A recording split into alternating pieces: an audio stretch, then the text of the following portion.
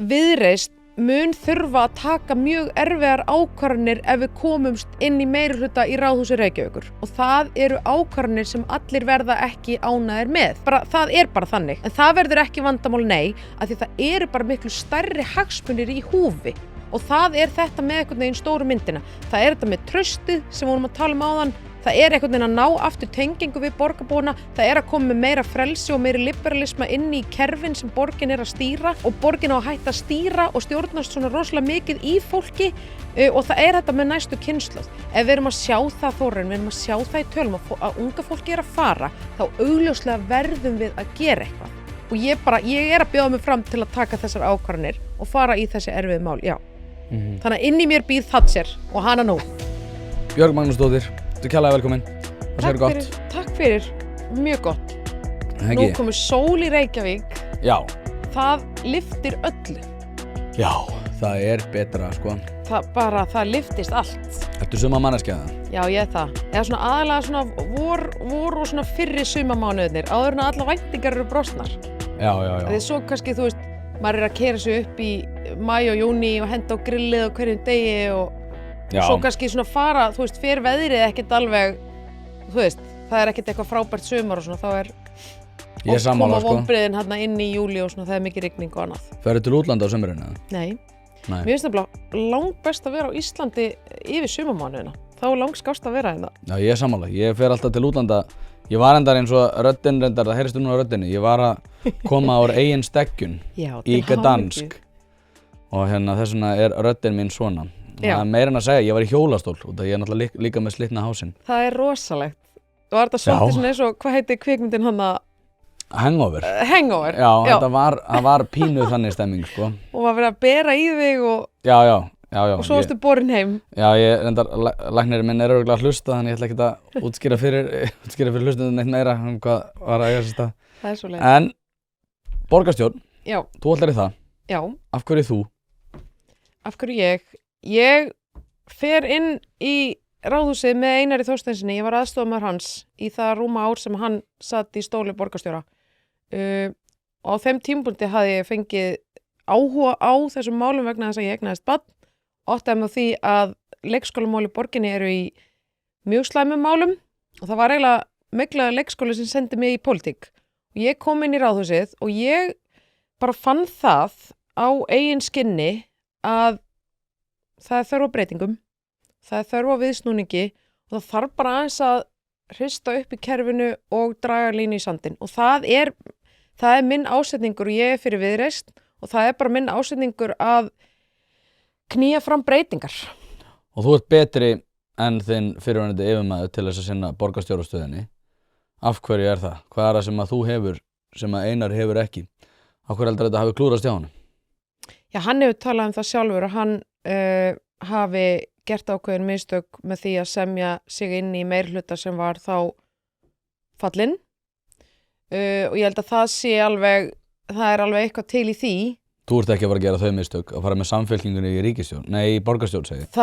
Það gefur augaleið að það er ekki að fara að gerast. Mjög erfitt að semja við margfallin meirihluta.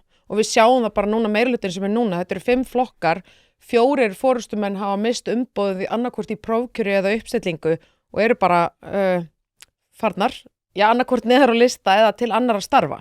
Þannig að það er alveg augljóst inn í flokkunum og allstar það þarf eitthvað að breytast. Og ég held bara Reykvíkingar, hvert sem maður fer og hvert sem maður tala við, það bara fólk er ótrúlega þreytt og vill gera hlutin öðruvísi. Og það eru mörg að því ég veit nú að þú ert mikill frjálshyggjumæður, það eru svona frelsismál. Það er bara svona hlutir eins og býtu, af hverju má ég ekki bara fá bílastæði fyrir bílinn minn? Af hverju vera að þvinga mig eitthvað 0,7 bílastæði?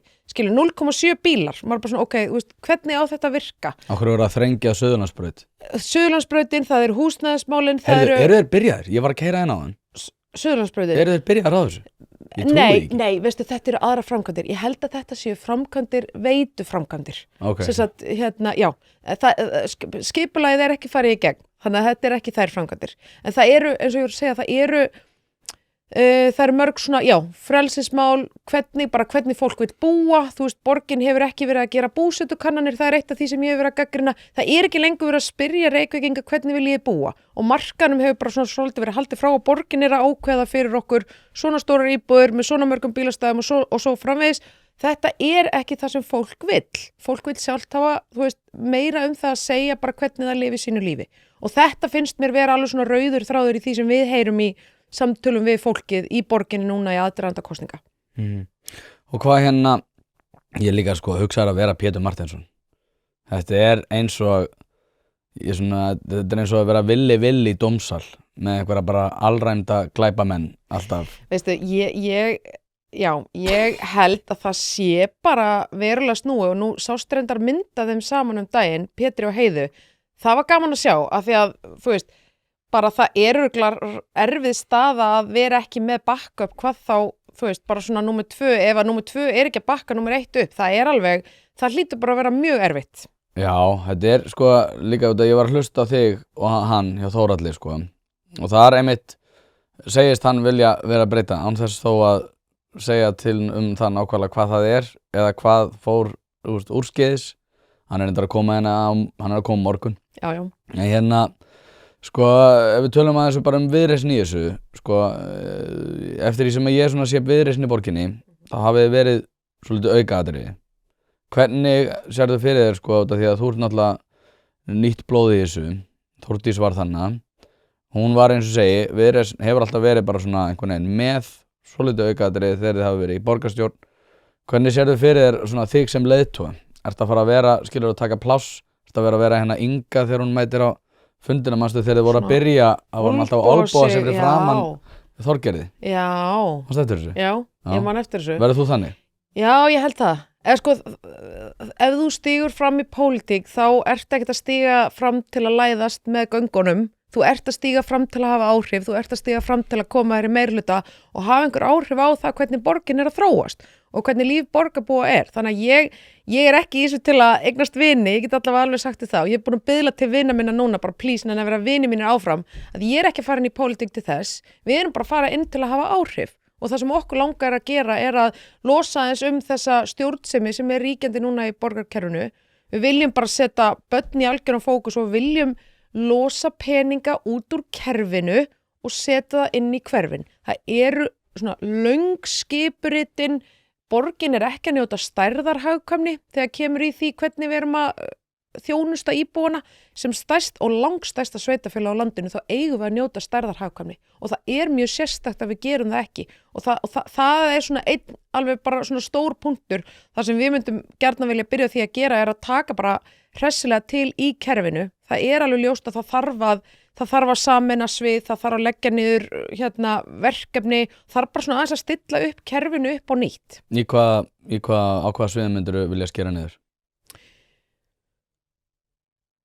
Það sem ég myndi vilja byrja að gera er að setjast niður með lykilstjórnendum. Það eru náttúrulega sviðstjórar yfir öllum sviðum í borginni. Þetta þarf bara að gerast í samtali við sviðstjórana. Það þarf bara að segja, herri, nú erum við að fara að létta á og við erum að fara að losa og þetta er samtal sem þarf að gerast í sameiningu. Þetta er ekki eitthvað svona boðvald sem kemur frá einni mannsku. Þetta þarf bara að vera sameiginlegur vilji til þess að létta bákninu. Mér finnst það bara alveg augljóst og ég heyri nú reynda bara marga flokka að tala það sem er bara ágætt. Mér finnst bara augljóst að það er kallað eftir því. Það er kallað eftir því. Þetta eru ársreikningur borgarna 25 kom út núna daginn, kemur reyndar út svolítið seint og sem bara, það er bara önnur umræða. En þarna sjáum við, hvað er borgin með í tekjur? Hún er með 200 milljarða í tekjur á ári. Það er ekkert smá. En auðvitað fer mest af þessum pening bara strax í skólana, leikskólana, sorphirðu, allt þetta basic, þú vinnur nú á þjónustukjarna í borginni og allt þetta sem við eigum að gera samkvæmt lögum. Það er allt gott að blessa. Við erum ekkert að fara að snerta það. Það er bara það sem við eigum að gera og við eigum að gera það vel. Við erum ekkert alltaf að gera þetta vel. En það er, það eru flækjurnar í kerfinu og þessu löngu skipurrit sem við erum að tala að þurfi að létta á. Þannig að svona yfirbyggingin. Yfirbyggingin, já. Pylsa er ekki eins þegar hún er ekki frá bæjarins bestu pylsum. Það vita það allir sem að hlusta á þetta hlaðvarp að þegar þú ert að fá þér pylsu þá ertu í grunninn að horfa á tvenns konar upplifanir. Það er annarkvort svo ánægja sem fylgir því að vera að borða bæjarins bestu pilsu eða svo vonsvikni sem að fylgir því að vera að borða pilsu sem ekki frá bæjarins bestu pilsum. Og það vita það í rauninni allir að það þessar tvær upplifanir sem við erum að horfa upp á þegar við erum að fá okkur pilsu. Því mæli ég með því að þú skellir þessu hlaðvarp í eyrun, farir á næsta sölustað og fá þér tvíhlaupu ásamt einhverju góðu að drekka. En á hvað sviðum, út af því að þú segir hérna við ætlum að tala við sviðstjóra þegar við náum meirihluta, en það er svolítið skrítin söluvara að vera að segja, við ætlum að kíkja á þetta ef við fáum umboð til þess að kíkja á þetta. Þetta er svolítið svona eins og að kíkja í pakkan og við vitum ekki neitt við erum að fara að kjósa eitthvað sem við vitum ekki neitt Já. Það getur ekki líka verið söluvara Viðreisnar í borgarstjórnarmálunum. Þú hlýtur að vera að segja mér eitthvað, þú hlýtur að tala við þessa sviðstjóra, þú varst þannig í þessum kerfi, þú veist eitthvað staðar þar sem er pottur brotinn og ég er alveg sammálaður, það er meira þess að velferðarsviði þá fullt af einhverju dellu sem er í gangi sem hagnast ekki neinum að þú þekkir eitthvað af þessum málum. Ég veit að það er óþægilegt að tala það beint á hvaða sviðum þetta er, en söluvarna hlýtur að vera svo að þú ert ekki að fara að tala við sviðstjórana eftir að þú ert búin að vera kosin inn. Hlýtur að vera með einhverja söluvaru það hérna, ég ætla að taka til í þessum málum ef ég fæ til þess umboð. Það eru mjög mörg verkefni sem borgin er að sinna eins og þú nefnir velferðarsvið. Það hefur enda verið tiltekt aðeins á velferðarsvið núna síðustu mánuði. Það eru rosalega mörg verkefni sem borgin er að sinna sem hún þarf ekki að sinna samkvæmt lögum. Það er bara þannig. Og það er fullt af, eins og hvað? Við nefnum eitt sem við til dæmis nefnum sérstaklega í stefnuskrána okkar, eða tvennt sem við nefnum þar sérstaklega varðandi þessi mál. Það er hérna Malbökunarstöðin Höfða sem Reykjavíkurborg á og rekur. Sem er eitt af því sem náttúrulega hefur alveg verið reglulega að tala og mér finnst alveg bara augljóst að þurfa að skoða. Annað eru hérna hjúkrunarheimili Droplaugarstaðir. Reykjavíkurborg er að reka þarna hjúkrunarheimili, það er til dæmis verkefni sem er á vegum ríkisins, rekstur hjúkrunarheimila. Það er eitthvað sem borgin þarf ekki að vera að gera og það er hægt að bara skila þeim rekstri til ríkisins, og halda þetta bara áfram í þjónustu og rekstri með það batteri, menn þarna eru fullt af rýmum og svona, en þetta er eitthvað verkefni sem borgin hefur til dæmis tekið til sín og þarf ekkert endilega að vera að gera. Mannréttindasvið er rosalega oft nefnt sem eitthvað svona, allar að leggja niður mannréttindasvið, viðskiptaráð spurðu til dæmis þetta daginn, en þar inni eru einhver lögbundin verkefni sem við þurfum að sinna, þannig að þú getur ekki lagt niður mannréttindasvið í heild sinni núna eins og það er, þú gæti þar skoðað að færa til verkefni og færa verkefni þar annað, eða jafnvel eins og ég hef verið mjög hrifin af því að samtök sveitarfélaga á höfuðborgarsvæðinu vinni meira saman í málum sem er hægt að gera miðlægt og það er til dæmis mannréttindamál. Af hverju er þetta ekki bara með mannréttindamálin miðlægt milli sveitarfélaga eða jafnvel bara milli sveitarfélaga á landinu? Annað dæmi sem að ég hef verið að tala það er það að það hefur rosalega stafræn þróun átt sér staðinn Reykjavíkurborgar sem bara gott að blessa, við vitum alveg við erum að fara inn í tækniöld og gervigreind og allt það, en ef þú spáir aðeins í þetta, það eru 62 sveitarfélag á landinu, ef að öll eru í hver í sínu horni að búa til einhverjar lausnir, rafræn byggingaumsókn og hitt og þetta, af hverju erum við ekki að gera þetta miðlægt? Þarna myndi ég bara vilja setja þessi verkefni bara miðlægt inn til Sambands íslenskra sveitarfélaga eða Íslands jafnvel, Ísland.is, þarna sem er með svona tæknilega lausnir fyrir bara landi í heild, þannig að þú átt ekki alltaf að vera að hugsa í þínu sílói, hvernig gerum við þetta? Býtu, ef við erum bara að gera þetta verkefni á fullta stöðum á landinu, af hverju gerum við það ekki vel á einum stað og notum þá lausnirnar og borgum þá vel fyrir þetta saman í byrjun og svo bara, erum við öll þá að geta nýtt þessar lausnir áfram. Það er alls konar svona verkefni sem að við vitum alveg af og er alveg hægt að fara í. Já, ég meina, greiddur ekki 10 milljarða fyrir eitthvað stafræn verkefni og fór að ráða til sig fullt af tölvunarfræðingum frá fyrirtækjum á miklu betri launum sem náttúrulega skekkti markaðinn alveg fáránlega, sko. Það er þetta stafræna, eða þónið, þróunar og nýsköpunarsvið. Ég held að, eitthvað þarf borgin að vera með inni hjá sér bara svona út á öryggismálum og annað, en ég held að þú getur útvistað rosalega miklu og fengi bara sjálfstætt starfandi með þér, en þetta höfum við líka verið að tala til dæmis í leikskólamálum og bara leik- og grunnskólum, að þú getur fengið einkaframtaki miklu meira með þér inn og bara svona losa þessum. Ég sé nú að sósíalistar eru að tala það, sósíalistarnir eru að tala það að borgin eigi að gera allt sjálf. Ég er ekki sammála því og við Viðreisn erum ekki sammála því, að því að það er líka bara hluti af áhættustefnu borgarinnar. Býtu, ætlar þú að halda bara á öllum verkefnum sjálfur? Og til dæmis tekur leikskólana sem dæmi.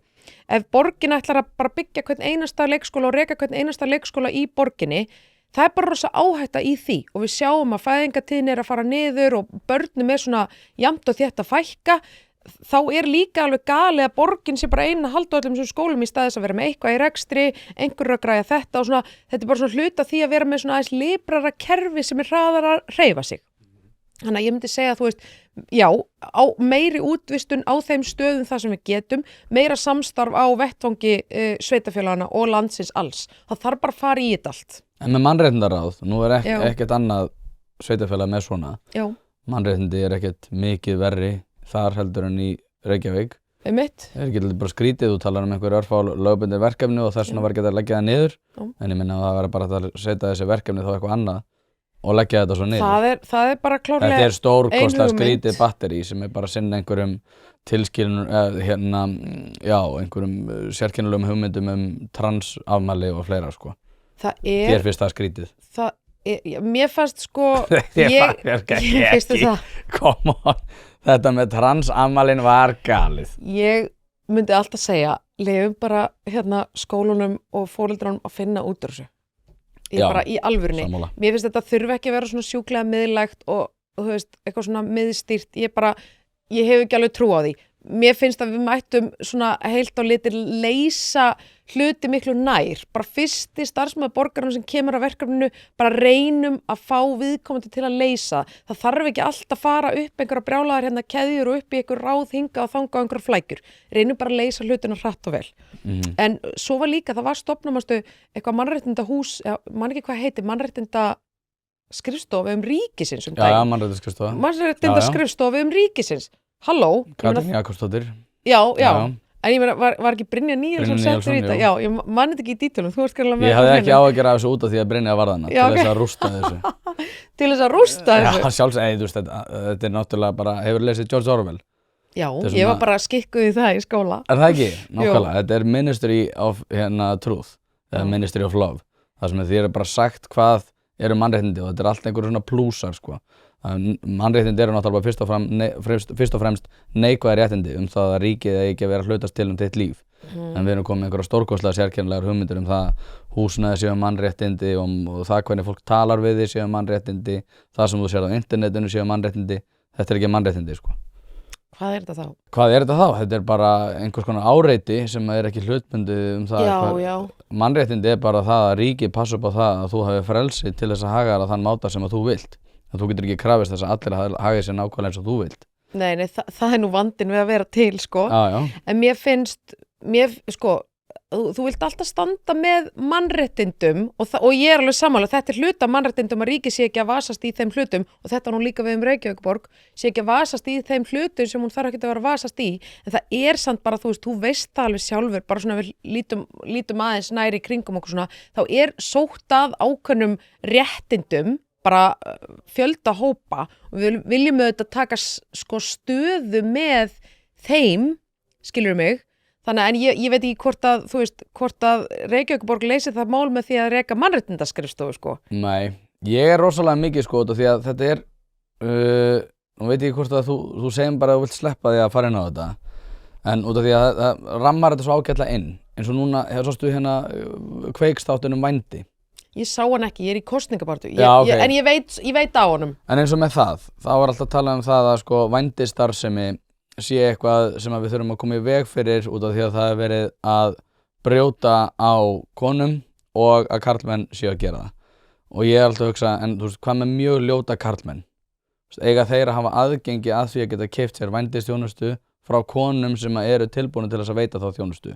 Og þá er mannréttinda að ég passa upp á það að þessi kona sé ekki að slysast út í það að fara út í vændi, sem ég er alveg sammála, hún er örugglega að sjá eftir því síðar, en það er svona hennar mannréttindi að taka slíka ákvörðun ef að hún vill þjónusta mjög ljóta karlmenn.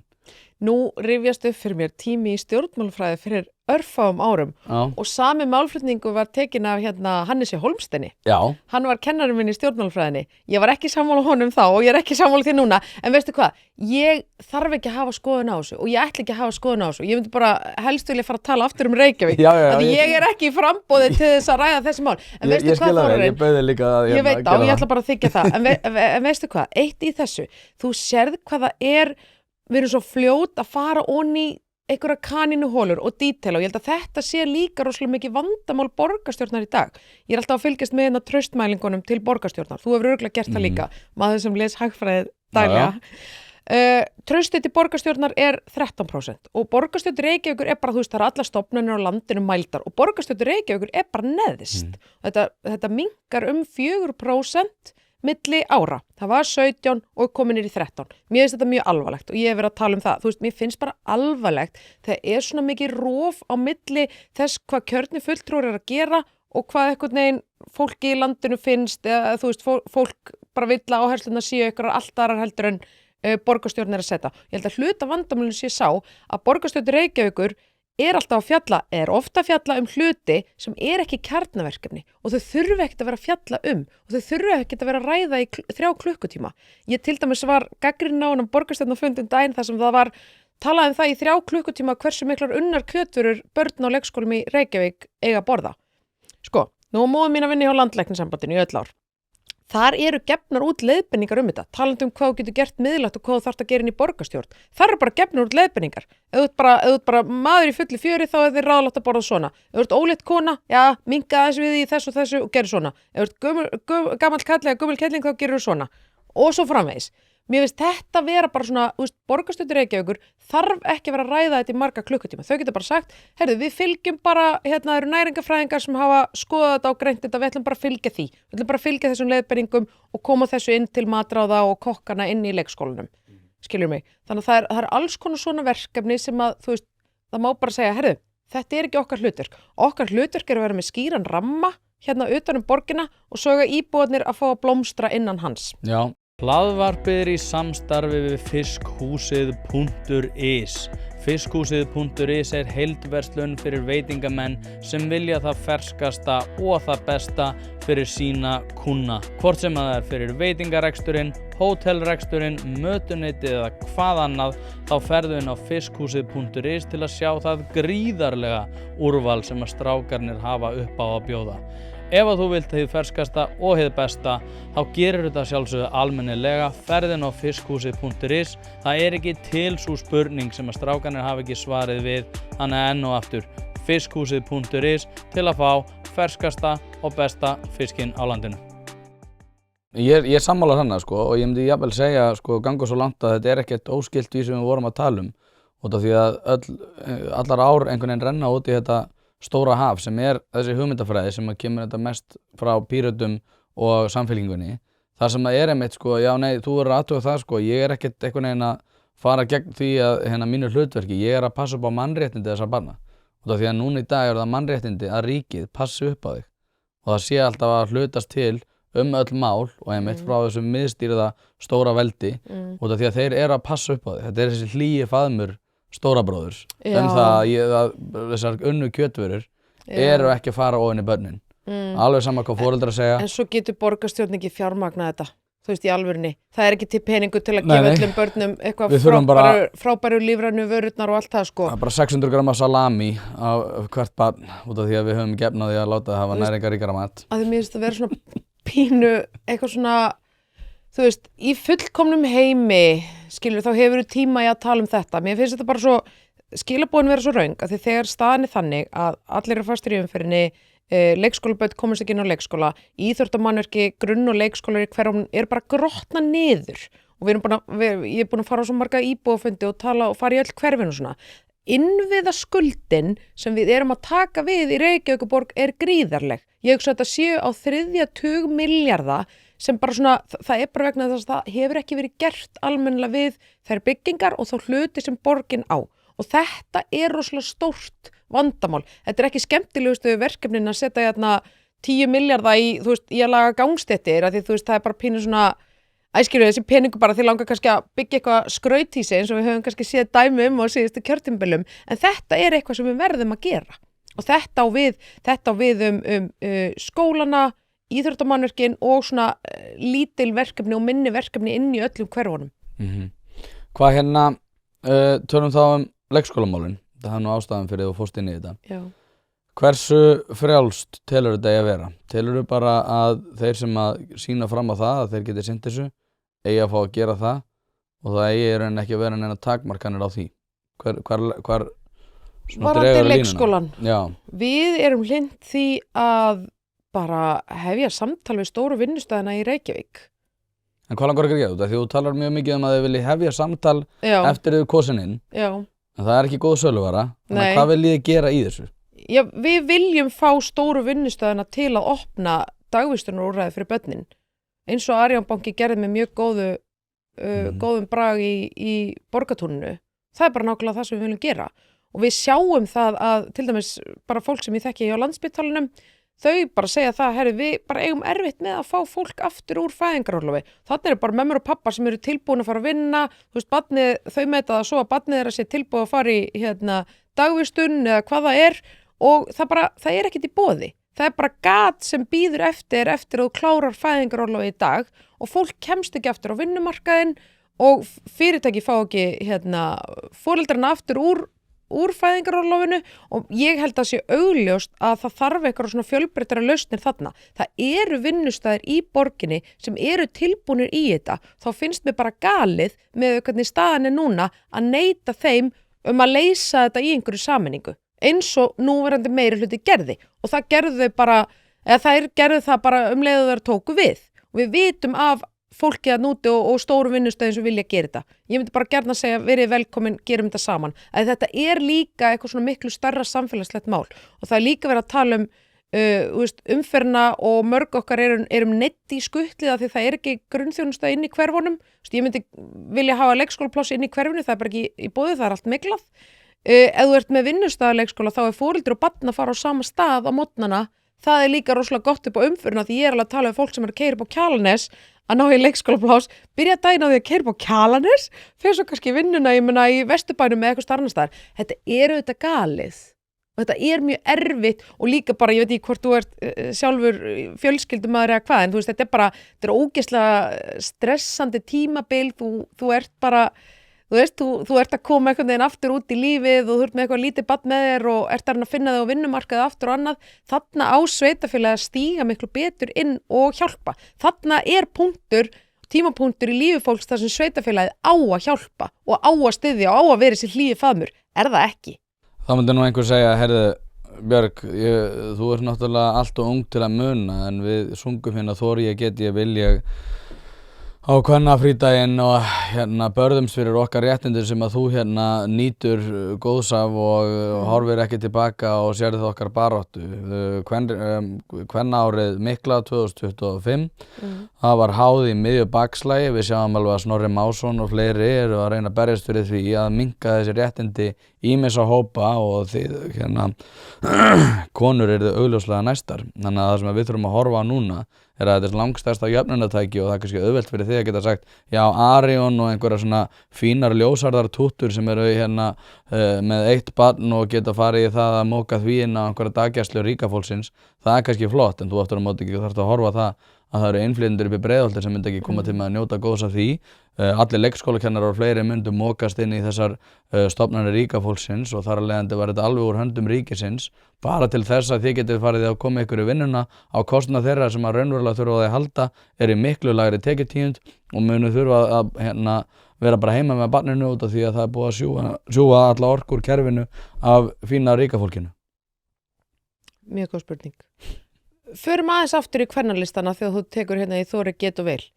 Þær komu á leikskólakerfinu í Reykjavík og leikskólum í Reykjavík var komið á til þess að mæður kæmust út að vinna.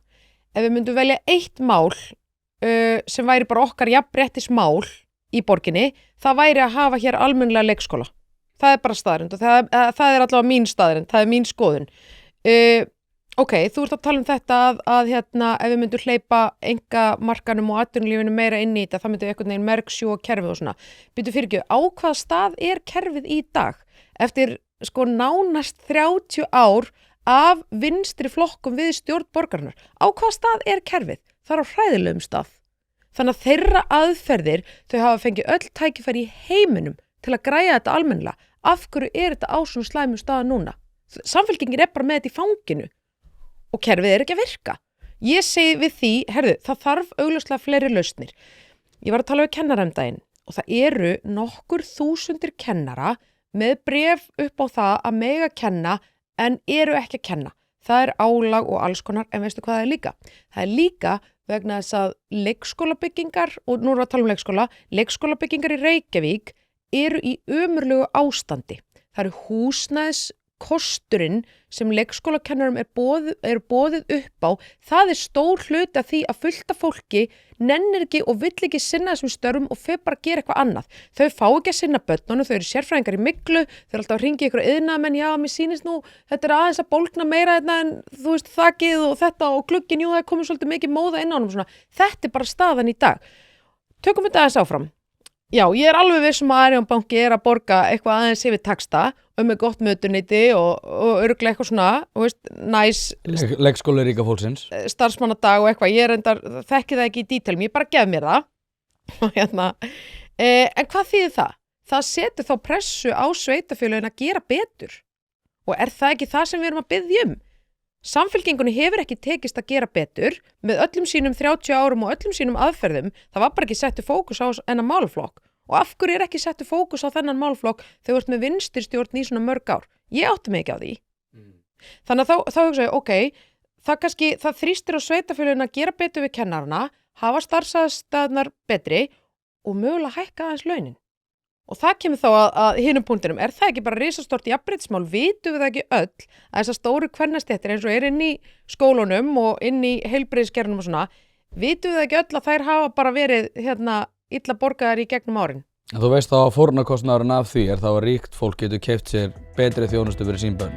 Hlaðvarpið í samstarfi við heitirpottar.is, hvort sem þið vantar saltvatnspott, hitaveitupott, kaldan pott, sánuklefa eða hvað eina í heita pottinn, þá ferð þú inn á heitirpottar.is og lætur græja þig. Þjónusta og uppsetningum all land og nú er jafnvel hægt að fá sér smíðaðan sánuklefa, þar sem að þú færð sánuna nákvæmlega eins og þú vilt hafa hana. Það er ekki hægt að setja verðmiða á heilsuna eða samverustund með fjölskyldunni og því er mikilvægt að huga að báðu og það er nákvæmlega það sem að heitirpottar.is auðvelda þér að gera.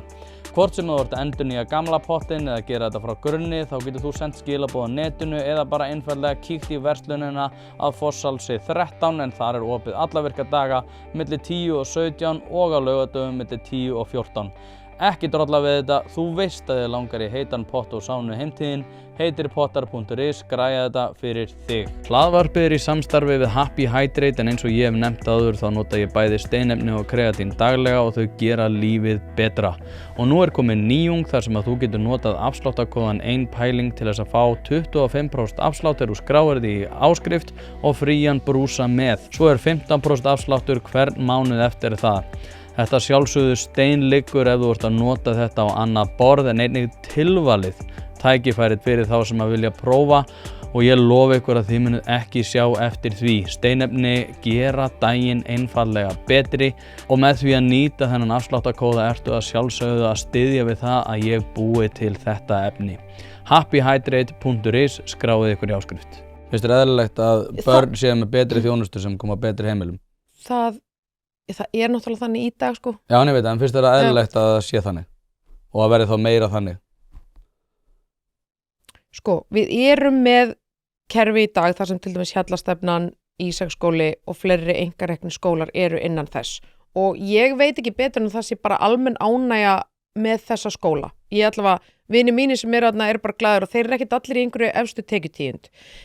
Varðandi það, ef þú ætlar að fara að semja við stóra aðila eins og Landspítalann eða Alvogen eða hvaða fyrirtæki þú vilt semja við til að fá einhverja vinnustaðarleikskóla inn í borginni, þú býrð það í samningum að þetta sé sko, þetta er samfélagslegt verkefni, þetta er ekki eitthvað verkefni til að taka arð út úr og þetta er ekki eitthvað verkefni til að rukka foreldra upp í topp, þú þarft alltaf að tryggja það að inn í þessa vinnustaðarleikskóla fái aðgang börn úr hverfinu líka og það er hægt að tryggja það bara til jafns og það er hægt að tryggja í samningum að sko ef að foreldri hættir að vinna hjá fyrirtækinu eða rekið eða hvað annað þá barnið með leikskólavist þarna. Þú getur tryggt þetta í samningum, bara rétt eins og er gert í einkareknum skólum í dag og þú getur algjörlega gert það. Og ég segi líka, það eru fleiri rekstrarform á leikskólum í dag. Það er Vinagarður, það er niðri í KFM og K leikskólinn niðri í Laugardal. Það er svona foreldrarekið og það er bara aðeins annað form. það hendar sumum. Mér finnst þetta vera rosalega mikilvæg pæling bara aðeins upp á frelsi fólks.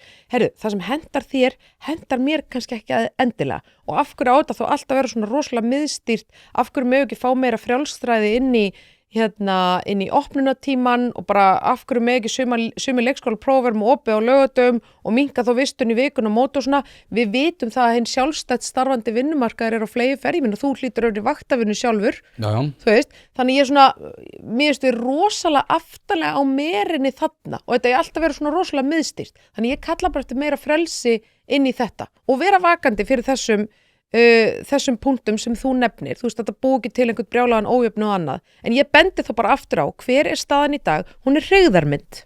Já, nei, ég er bara sammálaður, ég tek nú eiginlega bara orð Milton Friedman að ef þú ert með efnahagslegt frelsi að þá ertu með miklu meiri líkur á öðlast jöfnuð frekar heldur en ef þú ert með miðstýrt kerfi.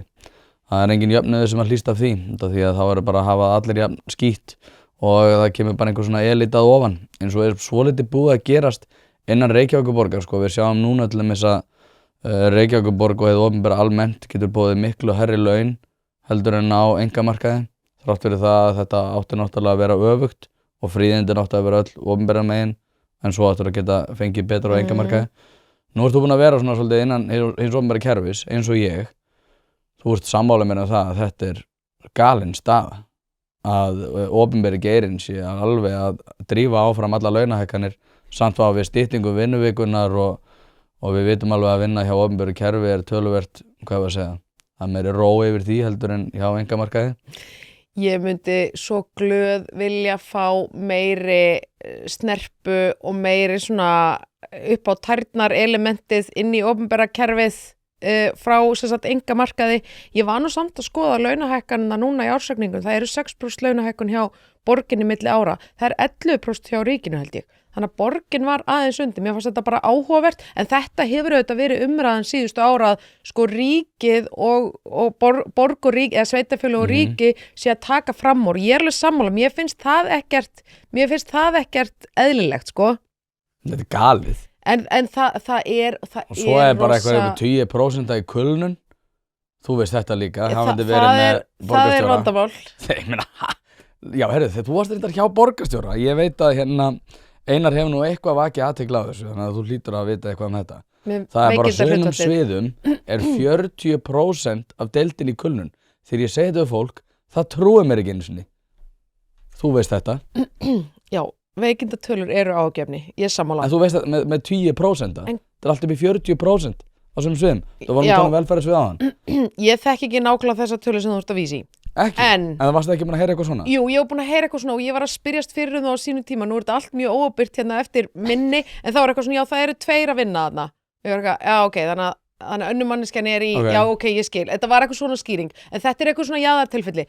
Stóra myndin er að veikindatölurnar eru 40% af forstöðumönnum inn á sambýlum voru í kulnuna enn tímapunkti. Getur þú sagt mér eitt? Hvað er maður? Af hverju, hvað er það sem gerir það verkum að svona margir eru í kulnun? Það er bara það er í boði. 3,4% af þeim sem eru í kulnun hafa verið í raunverulegri kulnun samkvæmt tölum virk. Restinn sem er kringum 95% eru alls ekki í kulnun sem að þýðir það að við erum búin að búa til innanhús hvata þar sem að fólk hefur hagsmuni af því að geta farið og hætt í vinnunni þú farið afturvirt yfirvinnu greidda ofan á launin þín þú getur rauninni verið lengi og þig listir með það hvað þetta er ótrúlega galið eftir 1 ár ertu komið 2 ára getur til þess að fara allavega í veikindaleyfi, ég veit ekki hvort að kulnun flettist þar inn í og svo getur þau mætt í nokkra mánuði eða jafnvel nokkra vikur í vinnuna aftur og farið aftur í kulnun. Það er bara búið til innanhúsgata. Jú, ég hef alveg séð dæmi þetta. Þetta er náttúrulega glata, en Dæmi, þetta er bara gerast, bara í ótrúlega miklu mæli. Já, þetta er glatað. Ég man eftir auglýsingunni frá Vaffer fyrir mörgum árum. Ég man ég var að keyra á Skóta Fabíinu minni á götum borgarinnar þegar ég sá þessu auglýsingu. Það er eitthvað svona, ert þú ekki í kulnun? Það var eitthvað svona, og ég var eitthvað svona, nei, en ætti ég að vera það? Byrju, hvað? Og ég var eitthvað svona, og ég byrjaði að hugsa þetta þá, bara eitthvað svona, En byrju, er ég í kulnun? Eða er ég ekki bara góð eða hvað? Og svona, ég held að það sé alveg, en þetta er eitthvað sem nær langt út fyrir Reykjavíkborg, sko. Þetta er eitthvað svona samfélagslegt. En byrju, af hverju svona mikið streita? Af hverju svona mikið kulnun? Ég bara skil það ekki. Af því við höfum það mjög gott sem þjóð. Þú veist, ef þú ert með stjörnu í rúðunni eða þarft að fara í gegnum einhvers konar bílrúðu athugun þá ferðu að sjálfsögðu á Poulsen.is. Ég prófaði þetta sjálfur, var með stjörnu í rúðunni og fekk bílinn eftir örskamma stund og málið dautt. Ofan á það að veita úrvalsþjónustu í þeim efnum getur þú einnig fundið hið ýmsa á vefverslun þar sem bæði eru seldir varahlutir, ljósabúnaður, ferðavörur fyrir bílinn, reiðhjólavörur, smurefni og margt fleira. Þannig að ef þú ert að drolla við viðhaldið eða bílrúðuskiptin þá mæli ég bara með því að þú hættir því, farir á Poulsen.is og lætur klára málið í dag. Hlaðvarpið eins og þið vitið er í samstarfi við harðfisksverslun Hrafnadals. Nú er ég búinn að selja töluvert af þessum gæða harðfisk og hafa viðtökunar verið hreint út sagt ótrúlegar. Þetta er valsað upp á gamla mátan, sjósaltað og kemur til þín ferskt. Nú býð ég bæði upp á ísu og steinbít sem kemur á roðinu, alveg eins og þú vilt hafa hann, þurrkaðan að sjálfsögðu í vestfirsku fjallalofti og eins og ég segi, viðbröðin hafa verið vonum framar þannig að ég þarf ekki einu sinni að vera í neinni væntingastjórnun. Sendu e-mail á hrafnadalur@proton.me en hlekkin og verðupplýsingar má einnig finna í lýsingu á þessum þætti. Þetta er bara að þetta er boði. Ef ég get sagt við þig, þú getur farið... Öll tilfelli þannig Þórarinn. Nei, 3,4% eru réttilega kulnun. 95% eru della. Já, er þetta svona svakalega tölur? Samkvæmt tölum virk. Já. Þetta er galið. Þetta er, ef þetta er svona, ég er alveg sammála, þetta er ekki gott. Og mér finnst, ég skal bara líka bera ákveðna virðingu fyrir þér hérna. Fyrir það að vera tilbúin til þess að eiga þessar samræður. Því ég veit að það er ekki auðvelt að vera stjórnmálamaður sem er í frambúði og vera ekki bara, nei, ég sé ekki neitt, nei, þetta er ekki neitt. Og því að það er náttúrulega langhagstæðast fyrir þig. En ég held aftur á móti út af því að það sem er kannski verst við þetta er að sko, þeir starfsmenn sem eru innan Reykjavíkurborgar eru líka stórkostlega mikið á móti núverandi kerfi. Út af því að við höfum bara þurft að sinna miklu meiri vinnu og þetta er ekkert hægt. Já, svona létta undir að því það er bara einhver í kulnun, mennur. Já. En sko, tökum þetta aðeins lengra. Ef þetta er staðar, ef þetta er 95%, það er náttúrulega svakalegt. Ég er alveg að fara að fletta upp þessum tölum og svona eftir. Það er bara gott að blessa það. En sko, þá hlýtur þetta að vera samtal, stjórnendasamtal við viðkomandi. Bara jæja félagi, þú veist, hvað er að frétta af þessari kulnun? Hvað er að? Hvernig getum við hjálpað þér? Bara svona, þú veist, við hljótum að þurfa að leysa þetta einhvern veginn þannig. Árið 2020 var þetta 6,1%. Ég held að sko senastu tölu sem ég var búinn að sjá var sem var 25 tölunar, þá var þetta komin niður í 3,4%. Þetta er ekki eðlilegt sko. En við einhvern veginn... Hvað myndir þú gera? Bara kulnun er ekki boði. Það er bara ekki séns. Við getum það heldur ekkert lengur. En þetta er væntanlega veikindaréttur sem er tryggður í kjarasamningum. Já, en þetta er ekki veikindi. Það er það sem ég er að segja. Já, þetta er ekki raunveruleg veikindi. Nei, svo faraði bara milli lækna, svo veit ég líka til þess að það eru ákveðnir læknar sem eru sérstaklega umburðarlyndi gagnvart þessu og skrifa á þig upp og skrifa að þið ferðið til tenni út af því að þú verður bara að komast út. Svo aftur á móti og það sem er kannski verst við þetta og þetta var náttúrulega innan opinbera kerfisins. Ég man alveg þegar fólk fór í veikindaleyfi út af einhverju persónulegu. Það var náttúrulega ekki kulnun þá.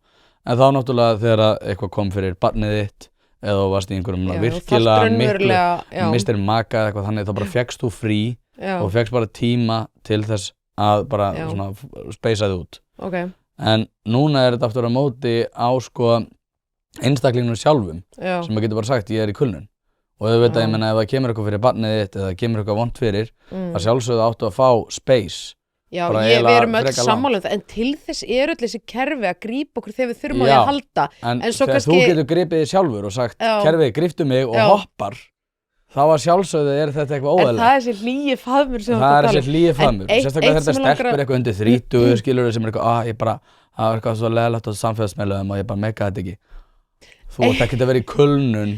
Sko, eitt sem ég rætti þetta eitthvað tíma með svila minn sem var nú að stjórna hérna fullt af flottum fyrirtækjum í gegnum tíðina. Hver er það? Og Jón Sigurðsson, hann var forstjóri Össurar í hérna örugglega 30 ár og hann var að segja, nú vona ég sé ekki að brjóta, nei, ég meina þetta er bara, þú veist, við vorum bara að ræða og hann sagði, herri, það var eitt sem hann var í stjórn einhvers fyrirtækis og það sem þau gerðu, hann var svona, herri, ok, þú færð ekki fyrsta veikindadaginn greiddan. þú færð, eða fyrstu 2 færðu Fyrstu ekki 2, já. greidda, 3. færðu greiddan. Þannig í Svíþjóð. Þetta bara lagaði allt, sko. Ég veit það. Þetta var bara svona, fólk var bara eitthvað, þú veist, ég fæ þá 30 skalli minna eða 50 skalli minna eða hvað það er, sko. Ef þetta heggur í budduna, sko. Og alltaf að skilin veikindavottorði. Þú getur alveg tekið upp svona harðari reglur gagnvart, þú veist, ég myndi bara gera það. Ég segi það, mér finnst þetta mjög eðlilegt að við stöndum vörð þetta. Að þarna einhver annar að greiða fyrir þetta eins og þú segir á endanum. Þetta bara, þú veist, þetta þarf bara að vera, og ef þú ert raunverulega veikur, þá ekkert mál fyrir því að skilin vottorði og þú veist, bara fá bara pappírinn upp á það. En það augljóslega þarf að passa að þetta sé ekki misnotað. Nei, ég meina, þetta til dæmis fullkomin leið. Þetta Svíarnir, þetta góð leið og svo það líka þetta með þú getur látið talandi tæknina og gervigreind og annað, þú getur alveg séð að það ofta ákveðin trend, þó ég sé að tala hérna mjög almennt þetta, þá ofta ákveðin trend ef fólk mikið frá, til dæmis mánudaga og föstudaga, það stundum vísbending að það sé eitthvað. Ég veit það alveg sjálf, það myndi verið djamma. Ég þarf að tala svallega. En byrju, það mánudagur og þú ert komin frá Gdansk. Ég ætla að taka hatt með nógan fyrir þessu. Að mæta. En þarna getur þú látið bara, hérna, ef þú ert með, skilur, láta gervigreindina bara skoða, bara hvar einhver flögg, herri, þú veist, þessi viðkomandi bara alltaf veikur eða veik á mánudögum. Þetta Bradford-skalinn.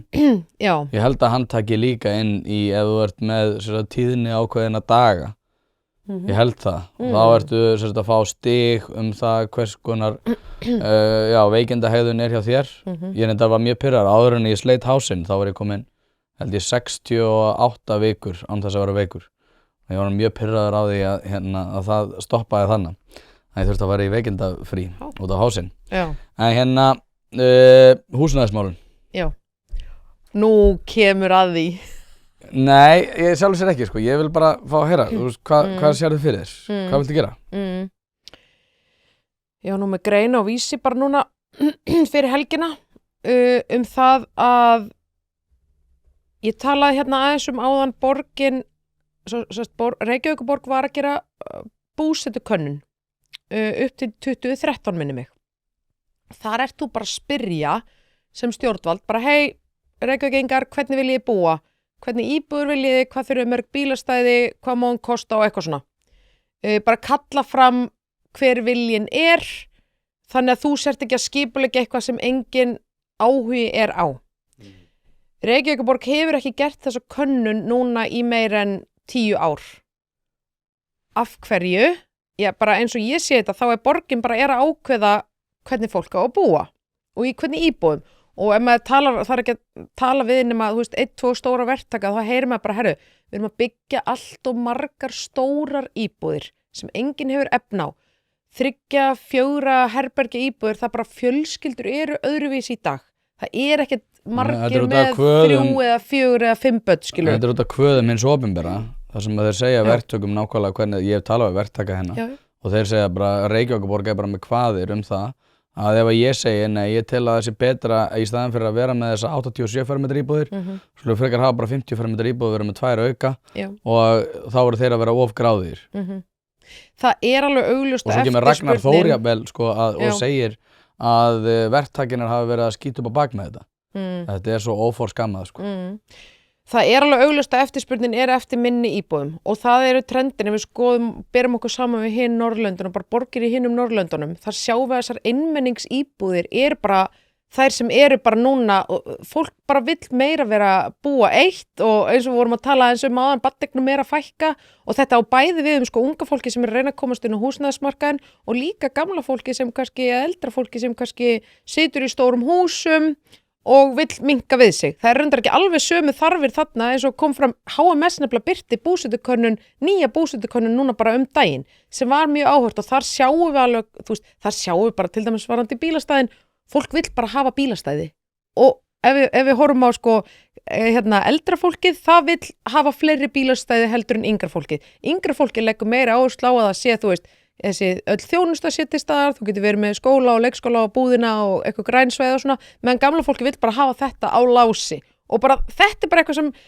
borgin þarf bara að meðtaka að það er bara eitthvað vilja að núti og það þýðir ekki að vera, þú veist, slá haustum með einhvern veginn í stein gagnvart þessu, fólk vill bara þessa hluti og þá verður við þetta að hlusta á það og þetta og leyfa og aftur þetta með markaðin, þú veist, uppbyggingaraðilar sem eru að byggja í borginni, ég held að þeir hafi meiri tilfinningu fyrir því hver eftirspurnin er frekar en borgarstjórn Reykjavíkur, sko.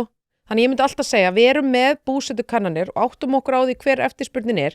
Núna, og þú veist, önnur hver manneskja, ég er nú orðin miðaldra, ég er aðeins eldri en þú, bara annar hver vinur minn er með einhvern mjög fullorðinn ungling heima á sér, bara fólk, þú veist, 20, 25, sem bara kemst ekki út á húsnæðismarkaðin. Þetta er augljóslega algjör svona... Letingar. Letingar? Það unga fólkið, bara ekki spurning. Nei, þau eru mörg hver að safna, fá að búa í foreldrahúsum áfram og að safna sér fyrir íbúð. Nú ert þú að alhæfa. Mér finnst það ekki sanngjarnt. Ég ætla að sannfæra þig með þetta, sko. Þeir eru krakkar sem eru á samfélagsmiðlum í hátt í 7 tíma á dag. Væla þar það að fá ekki húsnæði og lífið svo erfitt og birta myndir á kroppónum sínum til þess að fá sem flest like og eru svo að refresha til að sjá hvort að kroppurinn þeirra hafi ekki örugglega fengið nægilega mörg like heldur en og ég bera það saman við síðustu mynd. Síðan fara þau að Sushi Social helgar og fara í einhverjar sérkennilegar félagsvísindagráður sem eru ekki til þess bærar að skapa verðmæti fyrir þau en í aðra. Og síðan fara þau og hvart yfir því að komast ekki húsnæði. Á Sushi Social helgar, veistu hvað fla er? Það er flöskuborð og það sem einhverjir 18 ára krakka skítarar að nota yfir það hvað þeir eru að gera helgar. Fla? Þetta, já. Ég veit að mér finnst það jafnaðsnarætt. Það get ekki einu svona klára setningana sína. Hvað á svona fla að standa fyrir? Flaska. Flaska? Já. Ok. Þú ert samt að alhæfa Þórunn. Eflaust eru einhverjir sem falla inn í þennan hóp en það er ekki algilt. Björg, af hverju eru svona margir táningar á Sushi Social? Af hverju eru svona margir táningar? Fórstu þú svona mikið út að borða þegar þú varst táningur? Nei, það er ekki séns. Þú varst að safnaði fyrir íbúð, þú fórst ekkert og fekkst þér sushi. Þú veist, standardinn sem að ungi krakkar hafa mótað með sér í dag er galinn. Ég er samt sammála að á sama tíma þau hafa verið að haga sér eins og bjánar að þá eru við líka svolítið búin að svíkja þau með því að Reykjavíkurborg sé búin að halda sér höndum með því að passa upp á það að sé ekki lóðir fyrir þessu með því að passa upp á það að 30% af öllum kostnaði við húsnæðisuppbyggingu sé strax opinber gjöld. Það er náttúrulega bara galið. Og Már Volgan Mixa var reynda með fyrir eitthvað áhugaverð teik er að neysluhegðun unglinga og krakka og þá eru krakkar sem eru náttúrulega 25 ára og niður. Það ætti sjálfur sér ekki að koma okkur óvart að neysluhegðun þegar það sé svona ógeðslega heimskuleg út af því að kerfið hefur líka brugðist í því að skapa þannig umhverfi að þau geta náð að redda sér sjálf. En það breytir því samt ekki að krakkar sem eru á Sushi Social og eru í einhverju gráðu og kvarta svo yfir því að fá ekki nægilega há stúdendalán og búa á Eggertsgötunni og kvarta svo yfir því að komast ekki heldur inn á húsnæðismarkaðinn. Þetta er ekkert fólk sem að ná að vorkenna, sko. Það er hentugt fyrir stjórnmálamenn út af því að það er, þú veist, unga fólkið, við erum að hlusta á það, enginn að hlusta á unga fólkið. Til hvers að hlusta á unga fólkið? Varst þú svona klár þegar þú varst 18 ára? Varstu bara, ég ætla að fara aftur í tíman og hugsa hvað 18 ára Björg var að hugsa. Við ætlum að hlusta á hana. Nei, það væri ótrúlega vond hugmynd. Ég skal bara alveg viðurkenna ótrúlega vond hugmynd að hlusta á 18 ára krakk í dag. Mér finnst samt, Þórarinn, ég myndi vilja, því þú varst að spyrja hvað ég vil gera í borginni. Ég er þetta gaman að læra nýtt orð, fla. Já. Við myndum vilja fara í fyrstu eignar verkefni með verktökum og ég með hitti eitt verktaka í gær og var að spyrja bara hvað ef við myndum bara aðeins slá af þessum innviðagjöldum, byggingagjöldum og þessum gjöldum sem þú talar að því að sko þetta er alveg rétt sem hún segir, fermetrinn er komin upp í 300.000 áður þú mætir með hamar inn á verkstað sko, það er bara staðrend og það er ekki gott og það augljóslega og ef þú ætlar að byggja sér 100 fermetra, þú veist hvað þá er þetta alltaf komin upp í 100 milljón fyrir einhverja íbúð, það er náttúrulega gefur augulega að það hefur engin efni á þessu það er alveg hægt að fara í svona eins og ég var að tala hérna einmenningsíbúð þetta er þá bara verkefni sem miðar því að búa til fyrstu eignir fyrir ungt fólk sem er að komast inn á markaðin en við myndum hérna slá eitthvað aðeins af verktakinn er bara að nýta einhverjar hagnýtar lausnir við gætum þar alveg verið að skila íbúðum undir 50 milljónum skilur og það í dag ég meina, ég keypti mína fyrstu íbúð 23 milljónir, sko, hún myndi kosta svona 70 milljónir í dag, en 50 milljónir í dag er svona, þú ferð ekkert mikið lægra, sko.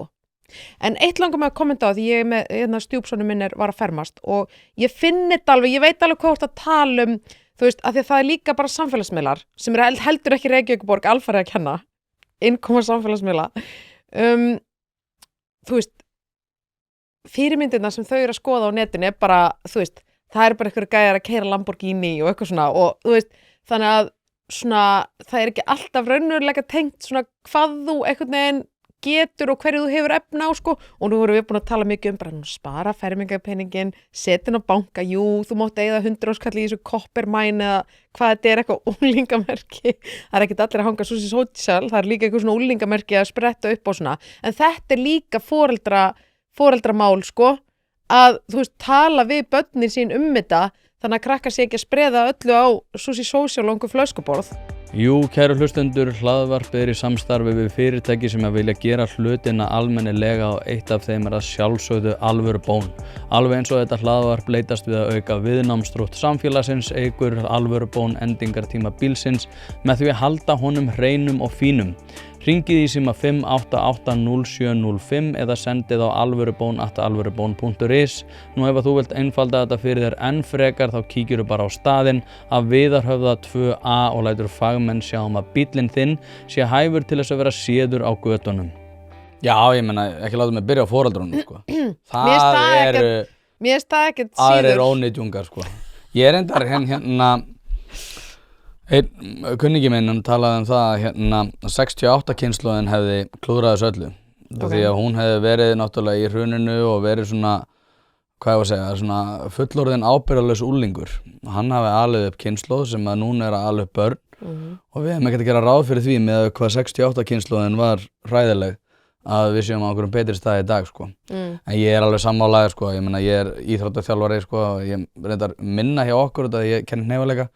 Þá þetta miklu minna í okkur, sko, en maður hefur heyrt, sko, að þú veist, eins og þegar foreldrar á hliðarlínuna að drulla yfir einhverja krakka eða drulla yfir þjálfarann fyrir að þetta væri ekkert í boði áður. Nei. Líka, sko, eins og með kennara og það því við komum með svona kennara aðan að foreldra hiski, sko, sem að mæta inn á kaffistofu og kvarti við því að krakkin þeirra fekk ekki nægilega góða einkunn sem ég veit ekki hvað, blár í dag eða eitthvað.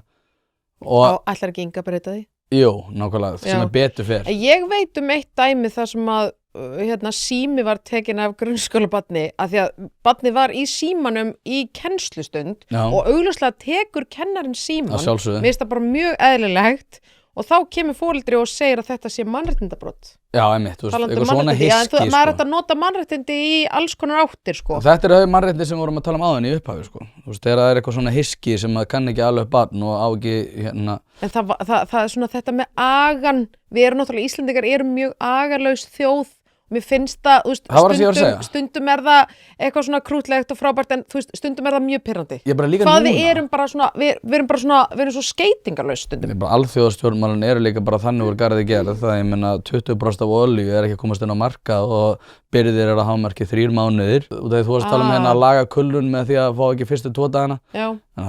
Alheimskreppa myndi sko laga kulnun svona. Sammála, veistu þess, já, en veistu hvað ég hef líka svolítið hugsað í þessari kosningabaráttu, þú veist, ef að helsta áhyggjuefni okkar eitthvað bílastæðafjöldi, þá hljótu við nú að hafa það salla fínt. Það hlýtur nú bara að vera þannig. Ef þetta í alvörinu eitthvað svona, nei 0,7, nei 1,5, þú veist, eitthvað svona í alvörinu, krakkar. Þú veist, það er líka alveg punktur inn í þetta, við höfum það náttúrulega rosalega gott.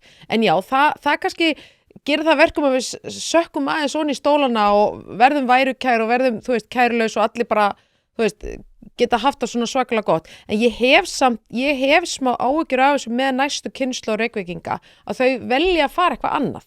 Þau velja að fara eitthvað annað því eins og þú ert að tala um hennan lífstíl á Susi Social, hann ekkert í boði fyrir alla. Talandi þú tókst nú hérna eldræðu svona úr sósíalista áttinni hérna í leikskólaspurningun áðan, býttu fyrir ekki, það er bara fullt af krökkum sem bara veit ekkert hvað Susi Social og hefur ekkert efnaði að fara þangað. Og ég er svo hrædd að sko, það verði bara önnur sveitafélög sem bjóði betur, bjóði þessar litlu íbúður sem unga fólki hefur efna á. Við erum að sjá flótta inn í Árborg, inn í Þorlákshöfn, inn í Vogana, jafnvel bara lengra til Kaupmannahafnar eða Stokkólms eða annað, þetta er eitthvað sem ég hef svona rauna á að gera og það er bæði persónlegt að börnin mín bara velja að vera ekki í Reykjavík af því að bara Reykjavík er ekki að bjóða nógu vel. Grunnþjónusta er ekki til staðar, þú hefur ekki efna á íbúð, þú ert hlekkjuð við einkabílinn og ætlar að koma þér á milli stað og svo framvegis. Þetta er stóra myndin sem ég hef áhyggjur af. Ertu hlekkjaður við einkabílinn? Ég er háð einkabílnum.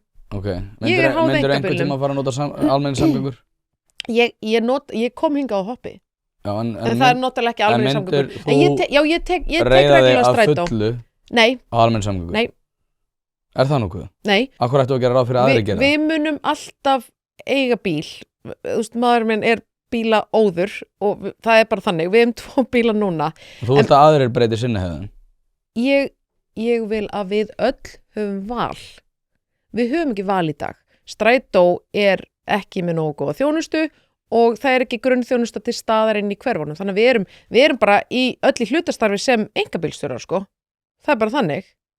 Já, þetta verður sjálfvirknivætt fljótlega. Já, og þá þurfum við ekkert almenningssamgöngur. Vonandi bara hjálpar það, en mér finnst bara skipta rosalega miklu máli að við höfum valkosti, að við höfum sterka valkosti og þannig nálgast ég þessi samgöngumál. En ef að Íslendingar myndu vilja vera bara frekar á einkabílnum, er það ekki þá ekki bara valið okkar?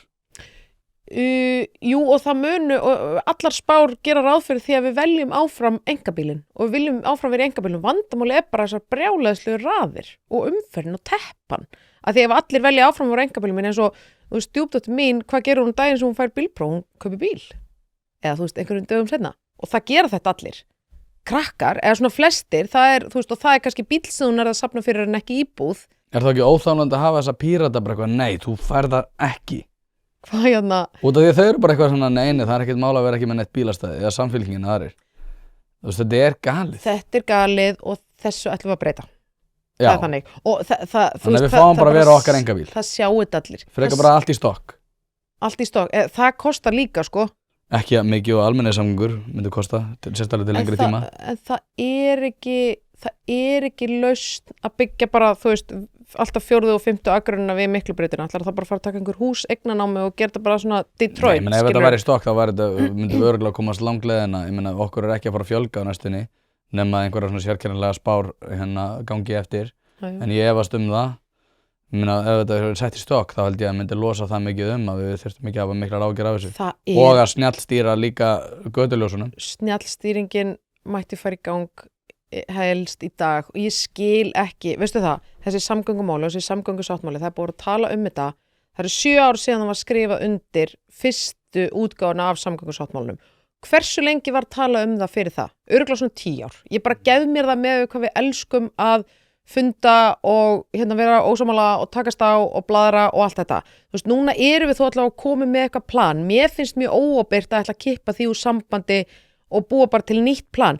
Það tekur bara fullt af árum í viðbót og við getum ekki beðið lengur. Þetta er allt stopp. Ég meina, þú ferðast bíl í borginni, þú veist alveg hvernig þetta er. Þetta er ekki gott.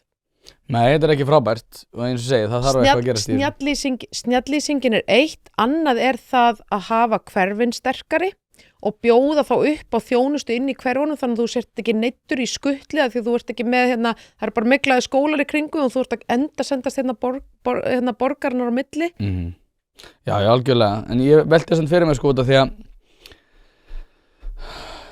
líka heyrast pínu svona þessi tón það að aðrir eiga að lifa sínu lífi ákveðin veg. Þetta er smá svona animal farm þar sem að svínin fá að njóta alls góðs á meðan hinnir fá ekki að njóta þessu sama. Samt eru við öll jöfn. Með leiguhúsnæði. Allir frambjóðendur svo að þeir vildu auka hlutdeild leiguhúsnæðis. Á meðan að þeir sem eru á leigumarkaði þá vilja bara 11% af þeim vera inn á leigumarkaðnum. Fólk vill eiga húsnæði sem það býr í. En samt að þið að fara að auka hlutdeild leiguhúsnæðis og setja annað í svona delluverkefni eins og bjarg og fleira. Þetta heldur engu vatni. Ég veit ekki alveg hvernig, leigumarkaðurinn er náttúrulega ótrúlega erfiður og bara fólk sem er þar fast vill gjarnan komast í sitt eigið hús eins og við sjáum. þannig að og aftur að þessu sem við vorum að tala þannig með, þú veist, að koma einhverju smá flæði inn á húsnæðismarkaðin, koma inn með minni eignir og geta einhvern veginn aðeins vonandi svona búið til meiri hringrás, þetta allt svolítið svona fast í einhverju svona sílóum. Ég veit ekki alveg hvernig þú ætlar að auka við leigumarkaðin, menn hann er ekki á góðum stað í dag, sko. Nei, nákvæmlega, sko, málið ekki að auka, ég að segja að, þú veist, þegar þú segir ég ætla að auka hlutdeild leiguhúsnæðis, það þýðir að þú ætlar að taka fleiri fermetra, nýja fermetra, sem að þú ætlar frekar að setja og reyna að koma í leiguhúsnæði, frekar heldur en í eigin húsnæði. Það, sko, hlutdeild virkar náttúrulega þannig að þú veist, þú ert með eitthvað ákveð hlutfall í dag. Ef þú setur fleiri fermetra inn í leiguhúsnæði, að þá ertu að setja hækkar þá hlutdeild. Og var þarna verið að spyrja þessi óhagnadrifnu leigufélög? Meðal annars, nei, ég var bara að tala að bara auka leiguhúsnæði, já, og sérstaklega náttúrulega þessi sérkennilegu óhagnadrifnu en langstærstu aðilar samt á verktakamarkaði sem þykjast vera að gera þetta óhagnadrifið. Út af því að þau vilja náttúrulega, það virkar náttúrulega þannig, sko, þeir fá náttúrulega verktaka sem ég þekki fullt af verktökum sem í þessu hjá þeim. Þeir eru náttúrulega alls ekki óhagnadrifnir, sko. Þeir eru náttúrulega mókað inn í fjölög sem að greiða út stórkostlegan arð, en bara út af því að þau geta sjálf sagt, sko, nei, ég er svo góð manneskja út af því ég lét þessa manneskju hafa lykil. En kannski eru 4 aðrar sem að fengu aldrei lykil út af því að þau vildu vera milliliður og klappa sjálfur sér á baki fyrir það að vera góða manneskjur. Þannig virka Bjarg. Hvað finnst þér? Ég þekki þetta ekki í dítilum. Nei. Ég gera það ekki. Og veistu allavega. Ég heyri hvað þú segir. En ég bara, já, ég þekki þetta ekki í dítilum. Nei. En ég sé bara þessar kannanir og mér fannst þetta mjög áhugavert. Ég var að skoða einhverjar tölur daginn. Þar nákvæmlega kemur þetta fram og það eru flesti þeirra sem eru á leigumarkaði myndi gjarnan vilja komast af leigumarkaði. Ég hef alveg búið í Berlín og stöðum þar sem það er stabíll leigumarkaður. Og þegar leigumarkaður er stabíll og fungerandi og þú veist bara sirka hvað það mun hækka því það er eitthvað svona stöðuleiki í samfélaginu, þetta er bara eitthvað snild sem að margir kjósa að vera í. En við Íslendingar höfum ekki komið upp svona leigumarkaði með svona festu og eitthvað svona fyrirsjáanleika. Þegar svona lítill fyrirsjáanleiki, það er náttúrulega að gera þetta svo erfitt. Já, algjörlega, sko. Ég er ekkert að segja að það sé frábært að vera á leigumarkaði, hann verða líka sífellt erfiðari, sérstaklega núna þegar þeir sem eru með leigueiningar þurftu náttúrulega að hækka út af áformum ríkisstjórnarinnar það að þessi húsnæðispakki 1 sem náttúrulega rústaði húsnæðismarkaðinum held ég til lengri tíma. Húsnæðispakki 2 var reyndar ennþá verri af einhverjum óskiljulegum ástæðum, en ég veit þú ert náttúrulega sammála mér, verandi mikill stuðningsmaður ríkisstjórnarinnar. En ekki meira húsnæðismarkaðinn, þú má fara að ljúka þessu. Já. Hvað finnst þér um ESB? Ertu með skoðanir? Nei. Í alvörinni? Ég er í framboði í Reykjavík. Já, ég veit það. Ekki Brussel. Mér finnst þetta ESB, það er verið að efna kosningaloforð. Slagorð miðflokksins. Ég er í framboði fyrir Íslendinga, ekki fyrir Brussel. Ég bara sé að það er verið að efna kosningaloforð.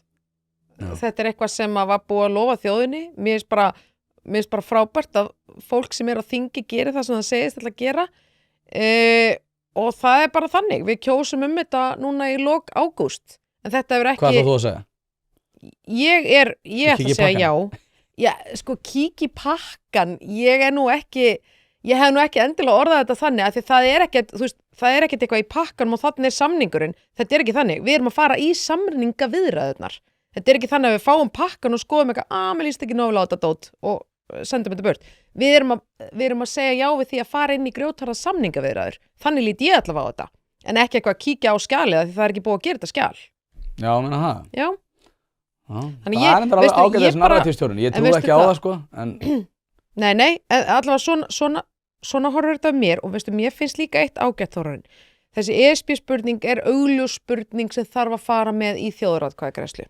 Það er bara, við erum öll sammála það. Er ekki bara fínt að gera það? Er ekki bara fínt að gera það núna og þá kemur annarkvort já, þá höldum við áfram, förum inn í samningaviðræður eða nei og þá bara þarf ekki að tala meira það í bili. Skilur mig? Ég ætla að horfa svona á þetta og ég, eins og ég var að segja við erum með laser fókus á Reykjavík, af því við ætlum að ná árangri fyrir Reykvíkinga. Það snúast kosningarna til sveitastjórnar. Þú ert ekki hérna í frambóði fyrir Brussel. Þessi þáttur í boði Þór Grímsson og Co. fyrirtæki sem að flestir í byggingabransanum þekkja vel og það ekki af ástæðu lausu. Ef þú ert í einhvers konar verkefni, hvort sem að það smá heimaverkefni eða stærri framkvæmdir, þá þetta einfaldlega staðurinn. Þeir eru með allt frá veggefnum og loftefnum yfir í gólf, klæðningar og alls konar sérhæfðar lausnir sem að gera lífið þitt einfaldara. Ég hef sjálfur verslað við fyrirtæki gegnum tíðina einmitt til þess að finna lausn við hljóðeinangrun sem líka ástæðan fyrir því að hljóðvistin hjá mér eins góð og raun ber vitni. En það sem að kannski skiptir mestu máli að þegar þú rennur við í Ármúla 29 þá færð þú alvöru ráðgjöf, ekki bara einhverja vöru, heldur hjálp við að velja það sem rétt fyrir þig hverju sinni. Eins og ég segi, staðsettir í Ármúla 29 í Reykjavík en senda allt land. Mjög þægilegt, kíktu á thco.is eða thorco.is og skoðaðu úrvalið. En hérna, sko, áður en við ljúkum þessu, sko, ég ætla að vera hreinskilið við þig. Þú ert pínu típa sem að vilt hafa alla svona temmilega góða. Það ekki mikið svona, þú veist, nei, halt úr kjafti. Svo lappar út og bara stone cold. Ég málamiðlari.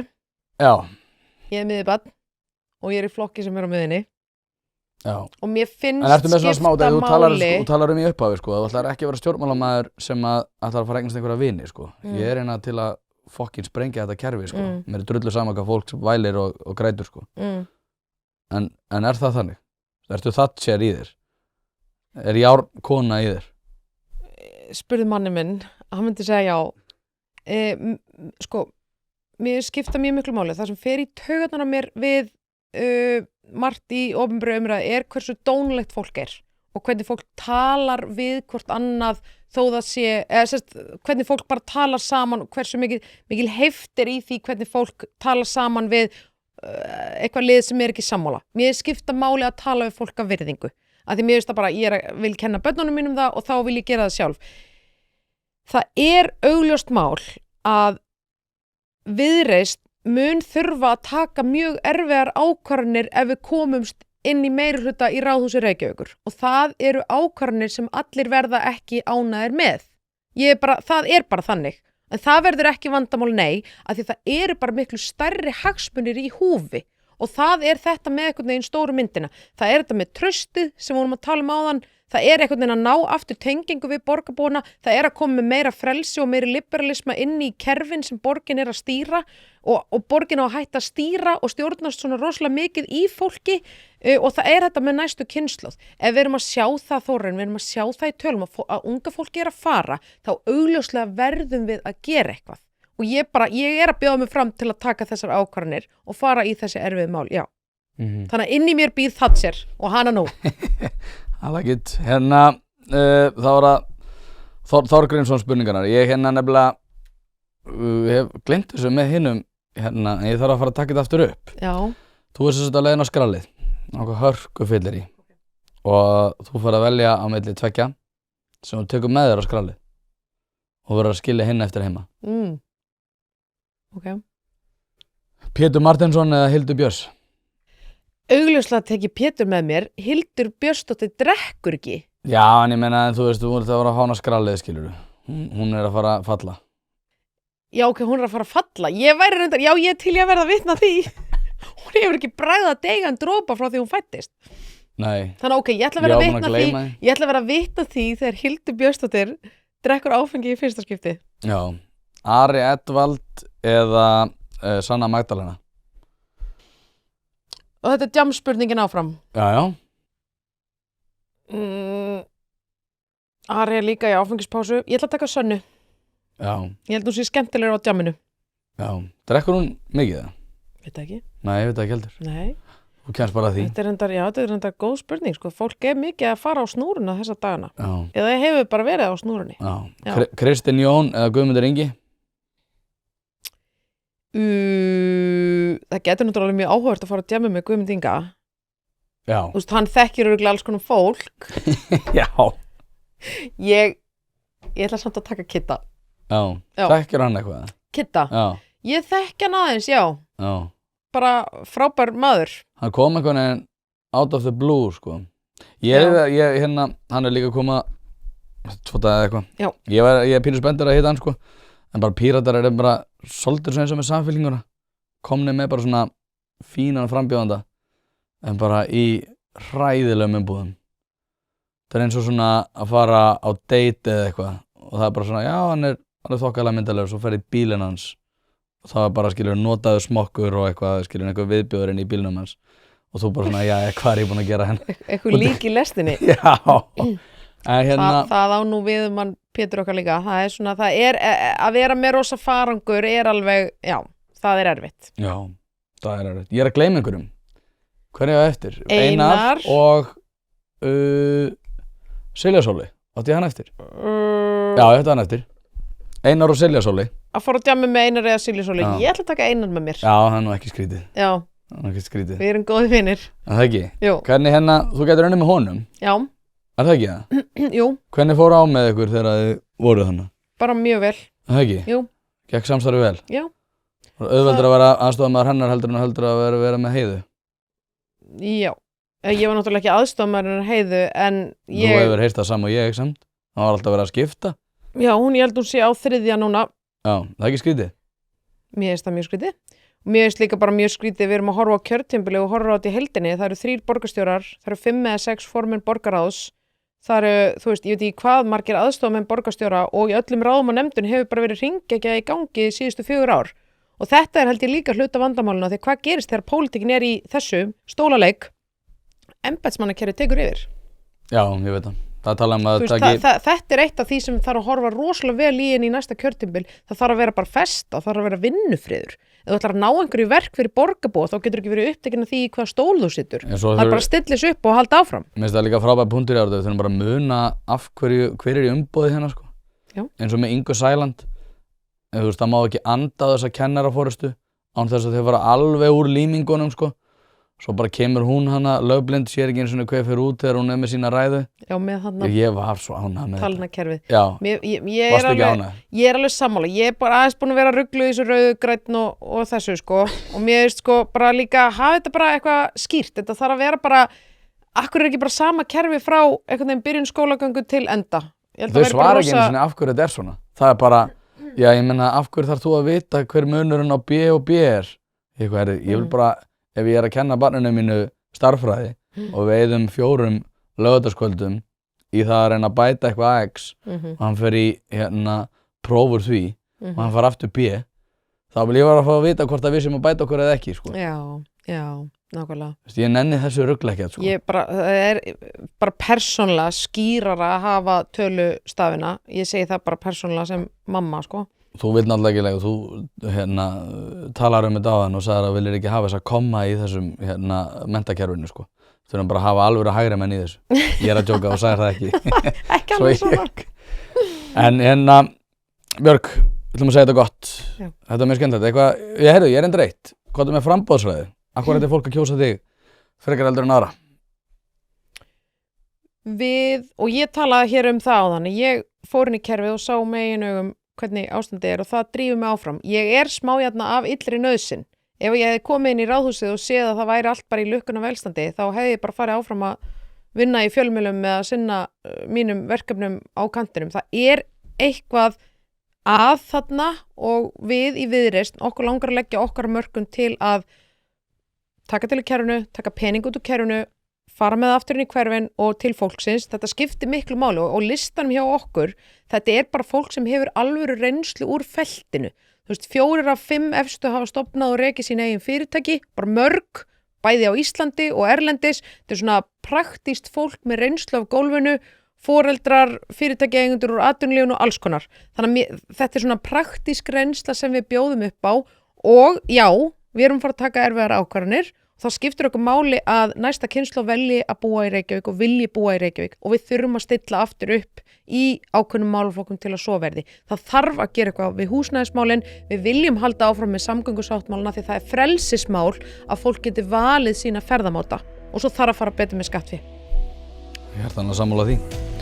Björg Magnúsdóttir, takk aðeinslega fyrir að koma. Takk fyrir Gangi þér vel og þangað til næst. Takk.